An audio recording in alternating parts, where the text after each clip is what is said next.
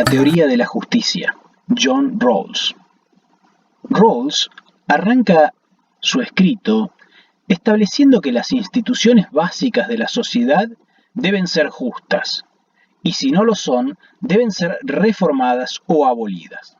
Y al comenzar va a contraponer su teoría con el intuicionismo y con el utilitarismo. Con respecto al intuicionismo, va a decir que, en principio, las intuiciones morales son relevantes. Por ello, hay que confiar en ellas, pero pueden existir los siguientes inconvenientes. Por un lado, existe una pluralidad de principios de justicia, capaces de entrar en conflicto unos con otros, y además, no contamos con un método objetivo capaz de determinar en caso de dudas qué principio escoger. Entonces, el defecto más obvio de esta postura es su incapacidad para proponer un sistema de reglas capaz de jerarquizar nuestras intuiciones para el caso habitual en que se produzcan conflictos entre ellas. Por ello, Rawls entiende que es necesario hacer un equilibrio reflexivo entre las intuiciones y una buena teoría de la justicia. Al hablar del utilitarismo, Rawls va a hacer referencia a la definición de utilitarismo. Y el utilitarismo considera que un acto es correcto cuando maximiza la felicidad general. Sin embargo, Rawls defiende una concepción no consecuencialista, una concepción conforme a la cual la corrección moral de un acto depende de las cualidades intrínsecas de dicha acción y no de la felicidad general. Atento a ello, Rawls opina que cierto tipo de cálculos que podríamos considerar aceptables a nivel personal, deberíamos rechazarlos cuando son trasladados sobre una pluralidad de individuos. También objeta el presupuesto según el cual el bienestar es el aspecto de la condición humana que requiere atención normativa. Por ejemplo, si yo soy poseedor de un terreno y en ese lugar se encuentra un pozo petrolífero y me ofrecen varios millones de dólares a cambio de que me vaya, tal vez ese cálculo es aceptable a nivel personal. Ahora bien, si encuentran un yacimiento petrolífero en alguna tierra que puede considerarse sagrada para un pueblo originario, tal vez no baste con ofrecerles cierta suma de dinero para que ellos la abandonen. Es ahí donde podemos decir que ciertos cálculos que podríamos considerar aceptables a nivel personal, deberíamos rechazarlos cuando son trasladados sobre una pluralidad de individuos. Además, el utilitarismo resulta perfectamente compatible con la producción de ciertas violaciones de derechos en nombre del bienestar general. Al considerar a las preferencias de cada uno como preferencias dadas, el utilitarismo se desentiende del hecho de que muchas de tales preferencias pueden tener un origen quizás cuestionable. Además, el utilitarismo no permite diferenciar entre intereses fundamentales y gustos caros. Es así como surge el contractualismo rawlsiano. Esta es una teoría ideal pensada con seres libres e iguales. Y Rawls parte de la pregunta de qué principios deben satisfacer las instituciones para ser consideradas justas. Y el contractualismo rawlsiano no es un trabajo empírico, sino que es un trabajo imaginativo que da ideales regulativos para actuar en la práctica. Es una guía, una orientación. Esta teoría se conoce como procedimentalismo puro. Y hay dos supuestos para que esta teoría funcione. Primero, que los seres que van a contratar deben ser seres racionales. Y segundo, debe darse en el marco de sociedades bien ordenadas.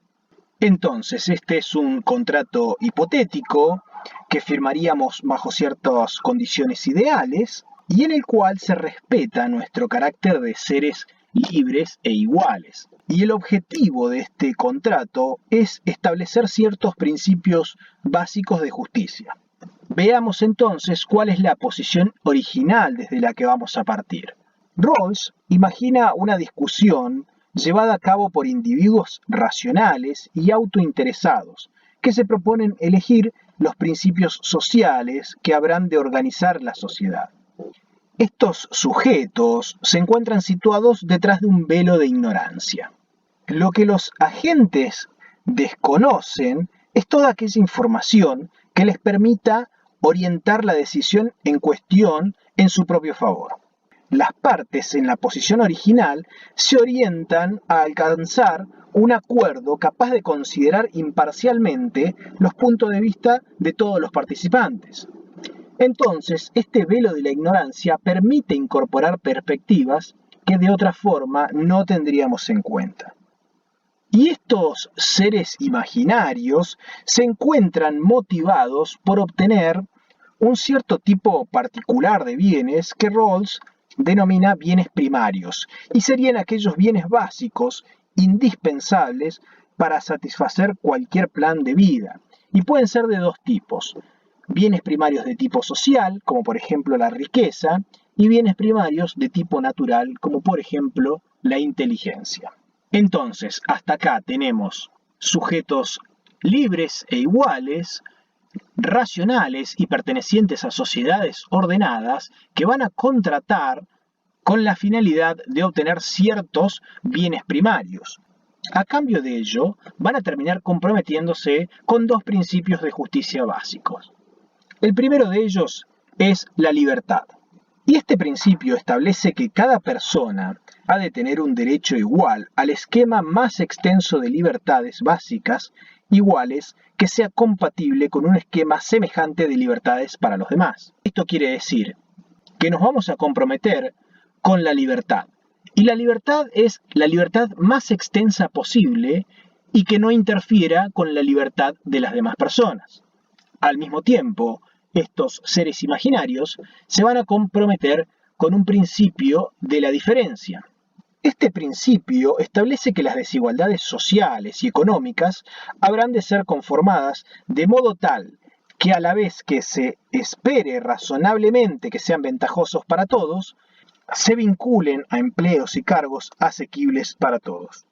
Entonces, estos seres imaginarios que van a contratar partiendo de una posición original que contempla un velo de la ignorancia y que van a ir en busca de ciertos bienes primarios, van a terminar comprometiéndose con dos principios de justicia básicos. Por un lado, la libertad, que es la libertad más extensa posible, que no interfiera con las libertades del resto de las personas, y con el principio de la diferencia, que hace referencia a que van a existir desigualdades sociales y económicas, pero que esas desigualdades deben ser aceptables y ventajosas para todos, incluso para aquellos que menos tengan. Y al mismo tiempo debe garantizarse la igualdad de oportunidades al permitir que todas las personas tengan la misma posibilidad de acceso a determinados empleos y cargos. Y como punto importante, hay que destacar que no se puede sacrificar el primer principio en pos del segundo. Es decir, que son dos principios de justicia básicos, donde la libertad al estar primero no puede ser coartada por la igualdad de oportunidades. Y Rawls, en la teoría de la justicia, asume un gran compromiso con la igualdad. Y según el autor, existen tres fuentes fundamentales de desigualdad, que son las discriminaciones, la clase y los talentos.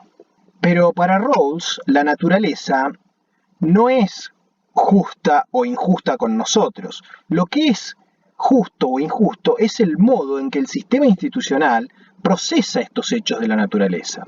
Una sociedad justa es aquella cuyas instituciones honran dos principios de distribución. Por un lado, el principio de contribución, que establece que las instituciones de una sociedad deben operar de modo tal que contrarresten los efectos de la buena y mala fortuna.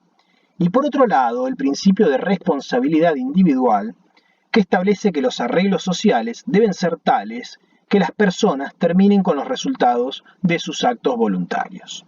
Y como reflexión final, podemos decir que si bien no tenemos el velo de la ignorancia, debemos tratar de acercarnos lo máximo posible a ello, a través de la democracia deliberativa, que debe ser inclusiva, plural y abierta, tal como lo sería desde un punto de vista filosófico la posición inicial.